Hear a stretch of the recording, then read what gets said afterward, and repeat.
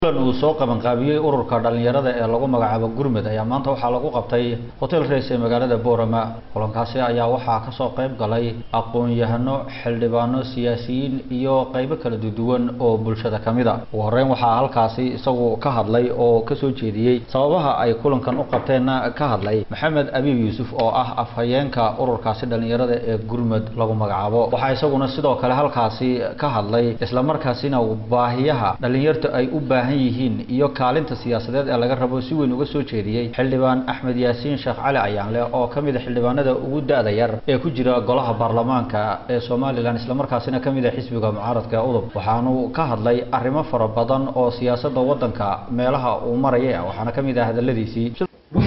sababa inuu qabiil ahaan u jiro markaan istiijin ninka xoolihiisa iyo naftiisa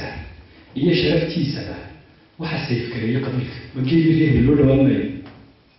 nuqwanayo ninka reer dildimayo dilkooda baa loo dhiman tooba loo ah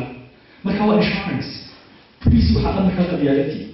judgment waxa oo maxkamad ku qabyaalati waxa defense ku difaaca qabyaalati waxa weeye noloshaadii oo xoolaha ninka qabyaalada ay leeyihiin soo qabiil bal tooba loo ilaalinayo hadaba mushkiladu xaga okay inaad safe ku hesho noloshii دواء بانت أدمي من وراني هذا نور سكيورتي محا بدل في alternative كي نقول إن قبيلة هو قرن لو from قبيل لا قرن لو وإن وحي قبيل باهي هي سي أن كان قرن مدي وإن حوالي النبض كلام because of obligation تيجي نقضي واجب يكون نقضي عشرة تكسبير بان obligation واجب تيجي ما تحقق بعد rights فنيش إلا سكيور كريه حق ولا إن حوالي سكيور كريه حق ولا إن شاء الله تقدر تسكير كريان حق وياه مركا واحد كمان بيا قبيلتي there's no land there no land قاب ليه المدمج مركا justice جو state جو قبيلة محل مهم يميريه تبع قبيلتي نو state شيء sidoo kale halkaasi waxaa ka hadlay xildhibaan Maxamed Maxamuud Garaad oo kamid ah xildhibaanada golaha guurtida ee Soomaaliland oo ka soo sheekeeyay taariikhdii waqtiyadii gumaysiga qarnigii 19aad ilaa markii ay Soomaaliland xorriyadda qaadatay ilaa hadda la soo gaaro waxaana kamid ah xildhibaan Garaad mar uu arrimahaasi ka hadlayay dhismeeda diyaarlowna horumarkiisa diyaarlowna nabadgelyada diyaarlowna hadana goolban ku dhisina Soomaaliland ma dhisantay runtii ma sheegay بقى دليلين صوبة المستقبل كذا سياسات عندهم سياسي هاي دولة كلية هيس على قياسي حتى شغل بسبي أسكن ووري يعني صوت ده نزل دلال بوها بلا يلا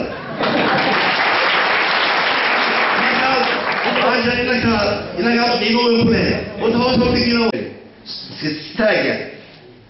قول استاجع odayaashii boor marka tirba ku dhawaaqay ee Soomaaliya goos ku tagto siyaasiyiinta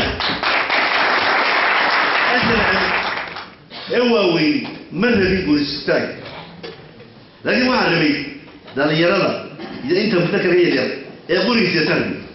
laakiin yaa u dhawaaqay kulanka noocan oo kale ah ay isugu yimaadaan aqoon-yahanada siyaasiyiin iyo dhalinyaro ayaa ah kii ugu horeeyay ee noociisa oo lagu qabtay magaalada Boorama kaasi oo markaasi lagu lafagurayo qaybo kamid ah siyaasadda iyo waxyaabaha looga baahan yahay dhalinyartu in ay ka qayb qaataan. Xasan Ciise, shabakada wararka Sirri News, Boorama.